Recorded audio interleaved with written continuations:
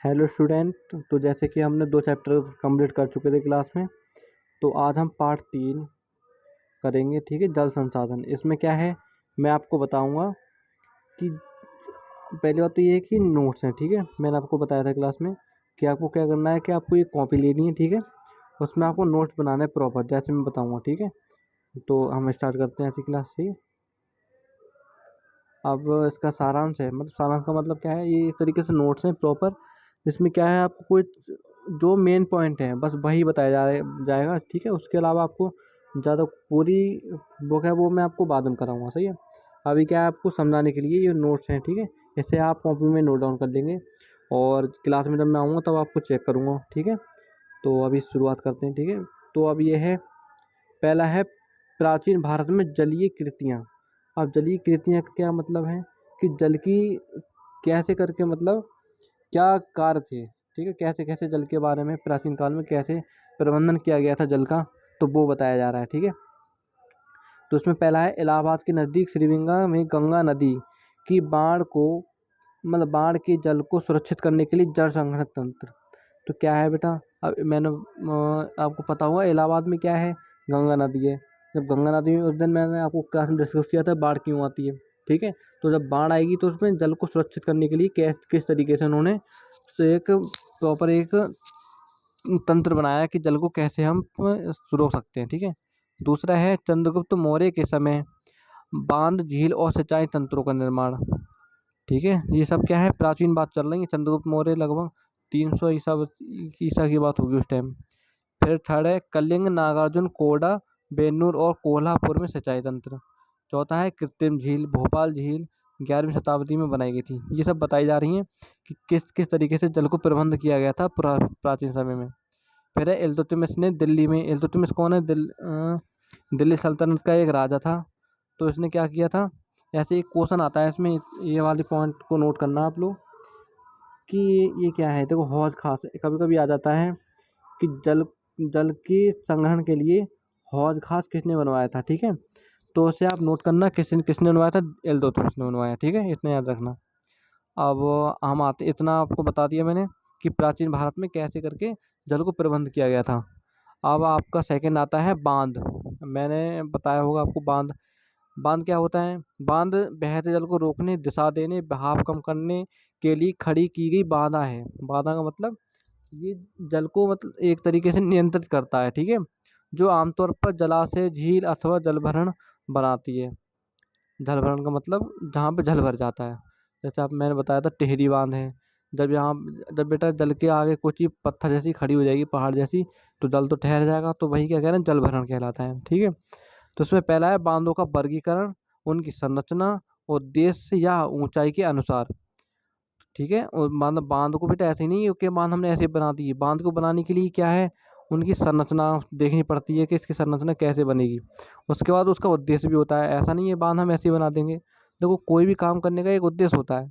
उसी तरीके से जब बांध बना रहे हैं तो बांध बनाने के लिए क्या क्या उद्देश्य हो सकते हैं। जैसे हमें क्या है, कहीं सिंचाई के लिए, जैसे मैंने बताया था कि कहीं बेटा पानी की आवश्यकता बहुत जगह होती है, लेकिन वहाँ पानी नहीं पहुँच पाता है। तो जैसे वहाँ बांध बना देंगे, फिर क्या है, जहाँ पर आवश्यकता है, आवश्यकता के अनुसार हम वहाँ पानी छोड़ देते हैं। सही है, तो ये हमारे उद्देश्य होते हैं। अब ऊंचाई के अनुसार, अब ऐसा ऐसा नहीं है कि देखो ऊंचाई कैसे बनेगी बांध की। अब बेटा मानो अगर ज़्यादा जल है उसमें, तो ज़्यादा जल है तो हमें ऊंचा बनाना पड़ेगा, क्यों, अगर नीचे बनाएंगे तो उस हिसाब से प्रॉपर काम नहीं करेगा वो। सही है, उसके अनुसार फिर है दूसरा, संरचना और उनमें प्रयुक्त पदार्थों के आधार पर बांधों को लकड़ी के बांध, तटबंध बांध या पक्का बांध में विभाजन किया गया है। मतलब ये संरचना के आधार पर कैसे बांटा गया है, लकड़ी के बांध भी होते हैं, और तटबंध का मतलब तटबंध होता है, और पक्का बांध। थर्ड है ऊंचाई के अनुसार बांध को बड़े बांध और मुख्य बांध या नीचे बांध, माध्यम बांध और उच्च बांधों में वर्गीकृत किया गया है। अब है थर्ड है आपका वर्षा जल संग्रहण। वर्षा जल संग्रहण कैसे, मतलब मैंने बताया था जैसे राजस्थान वगैरह, यहाँ पे क्या है, यहाँ पे प्रॉपर तरीके से पानी नहीं है। ठीक है, तो जब पानी नहीं है तो उसके लिए कुछ तो करना पड़ेगा हमें। तो जब कुछ नहीं, क्या करना पड़े उसके लिए, क्या करते हैं, वर्षा, जब बरसात तो होती है तो वर्षा से ही हम जल को संग्रहण करके उससे आगे चल के काम में ले सकते हैं। ठीक है, अब जहाँ पे बेटा नदियाँ ही नहीं हैं, तो वहाँ पे बारिश का ही जल को हम यूज़ करेंगे। जैसे राजस्थान है, राजस्थान में नदी तो है, लूनी है एक नदी है, ठीक है, बनास है, तो ये नदियाँ तो हैं, लेकिन यहाँ पे बेटा इनमें पानी कम है, ये मतलब सूख चुकी हैं, सही है। तो यहाँ के राजस्थान वगैरह के लोग क्या करते हैं कि जो वर्षा से जो जल संग्रहित होता है उसे यूज करते हैं। तो यह कैसे यूज करते हैं वो आपको बताया जा रहा है, ठीक है इसमें। तो इसमें पहला है, पहाड़ी और पर्वतीय क्षेत्रों में लोगों ने गुल अथवा कुल जैसी वाहिकाएं बनाई। अब एक क्वेश्चन आएगा कि बताओ गुल अथवा कुल जैसी वाहिकाएं किस राज्य में बनती हैं? तो कहाँ बनेगी? उत्तराखंड है, हिमाचल प्रदेश है। मतलब क्यों?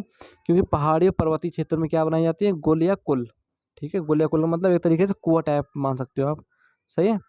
ये कुआं टाइप होता है ये वाला, गोल एंड कुल, याद रखना, गोल एंड कुल, ये इम्पोर्टेंट है, सही है, ये आता है। फिर आएगा आपका, गुल या कुल में नदी की धारा का रास्ता बदला जाता है। छत बरसात जल संग्रहण करना। गुल या कुल में क्या है, यहाँ पे ऐसा नहीं कि पानी इकट्ठा कर लिया तो हम कुछ नहीं कर सकते, इसमें पानी क्या है, पानी को दिशा भी दे सकते हैं, सही है। फिर है थर्ड, बाढ़ जल वाहिकाएं बनाना, मतलब गड्ढे बनाना। चौथा है, राजस्थान के जिले जैसलमेर में खादीन एवं जोहड़। अब एक क्वेश्चन आएगा कि बताओ राजस्थान के किस जिले में खादीन और जोहड़ बनाए जाते हैं? तो किस जिले में? जैसलमेर में। या एक क्वेश्चन ऐसे आ सकता है कि जैसलमेर में बताओ क्या बनाया जाता है? तो क्या बनाया जाता है? खादीन और जोहड़ बनाना, सही है। एक तरीके से गड्ढा टाइप भी होता है ये। अब है पांचवा, टांका या भूमिगत टैंक पीने का पानी संग्रहित करने के लिए। टांका मतलब एक तरीके से गड्ढे टाइप ही मान लो जिसमें पानी इकट्ठा किया जाता है, सही है। फिर है बीकानेर, फलौदी और बाड़मेर में। फिर है आकार एक कमरे जितना, छत का पानी पीने के लिए संग्रहित, मतलब ये बता रहे हैं कैसे कैसे। तो अब देखो एक क्वेश्चन ये आ सकता है, ये से आप याद रखना कि पालर पानी किसे कहते हैं? पालर पानी का मतलब एक क्वेश्चन आएगा, बताओ पालर पानी, पालर पानी किसे कहते हैं? तो पालर पानी किसे कहते हैं? वर्षा के जल को क्या कहते हैं? पालर पानी कहते हैं, याद रखना, ठीक है। अब आते हैं नेक्स्ट पे। अब है टाँकों के साथ भूमिगत कमरे गर्मी से राहत देते हैं। अब क्या है, जैसे मानो जो टाँके लगा दी उन्होंने, टाँके वैसे वाले टाँके नहीं, जो एक कुआं टाइप टाँका उन्होंने बनाया है। अब वो क्या है, कमरे के आसपास बनाया है। तो जब कमरे के आसपास बनाया तो बेटा जब जब जहाँ पानी होता है वहाँ नमी रहती है, तो नमी रहती है तो उससे क्या होता है, गर्मी से राहत मिलती है, ठीक है। अब है, कुछ घरों में टाँका आज भी मौजूद क्योंकि नल के पानी का उन्हें स्वाद पसंद नहीं है, वो तो ये अलग बात है। गंडायूर गांव में छत वर्षा जल, एक जगह है गंडायूर, वहाँ पे क्या है, छत पे से पानी भर लेते हैं अपने, जैसे छत पे हम क्या करते हैं, आपने देखा होगा, जैसे बारिश होती है तो छत में क्या है, पाइप लगे होते हैं, है ना। तो जो पाइप क्या है वो पानी नीचे निकल जाता है, लेकिन ये लोग क्या करते हैं, पाइप में ही ऐसी ऐसी टैक मतलब पाइप बढ़ा के ऐसा पाइप लगाते हैं जिससे कि वो पानी डायरेक्ट क्या हो, या तो बर्तन में इनके इकट्ठे हो जाता है, या एक गड्ढा टाइप साफ सा गड्ढा बना देते हैं, उसमें पानी इकट्ठा हो जाता है इनका, सही है। ये है। अब ये क्वेश्चन क्या है बेटा, ये आपके एनसीईआरटी में क्वेश्चन दिए गए हैं, ये वाले, ये आपके क्वेश्चन आंसर है, उनके उत्तर दिए गए हैं, ठीक है। प्रश्नों के उत्तर दें। अब पहला है, प्राचीन भारत में बनी जलकृतियाँ का विवरण दें। मतलब प्राचीन काल में कैसे कैसे बनाए गए थे, मतलब कैसे कैसे जल को रोकने के लिए प्रबंध किया गया था, तो वो पूछ रहा है। तो मैंने आपको ऊपर बताया था, तो जैसे यहाँ पर देखो पहला क्या है, पहला है इलाहाबाद में नज़दीक श्रीगंगा में गंगा नदी की बाढ़ को, मतलब बाढ़ के जल को रोकने के लिए, ठीक है। फिर चंद्रगुप्त ने बनाया था, इल्तुतमिश ने बनाया था, कृत्रिम झील बनाई थी भोपाल में, कलिंग नागार्जुन ने कोल्हापुर में बनाया था, ठीक है। तो आपको याद रखना है ये, या भी ये आप नोट करोगे, ठीक है, कॉपी में। जब आप क्लास में आओगे तब मैं आपका ये वर्क चेक करूँगा, सही है। और ये आपको इतनी ज़्यादा पूरी किताब याद करने की जरूरत नहीं है, बस जो मैं आपको इम्पोर्टेंट दे रहा हूँ ये आपको अच्छे से, सही है, अपनी कॉपी में नोट बना के लिख लेना है, ठीक है। अब है, अब उसमें दूसरा क्वेश्चन क्या था, दूसरा क्वेश्चन दिया गया था, बांध किसे कहते हैं, बांधों का वर्गीकरण किस आधार पर किया जाता है? अब बांध किसे कहते हैं, बांध एक अवरोध है, मतलब अवरोध का मतलब जो पानी जो किसी भी चीज़ में बांधा देता है, ठीक है, इसलिए बांध रखा नाम इसका।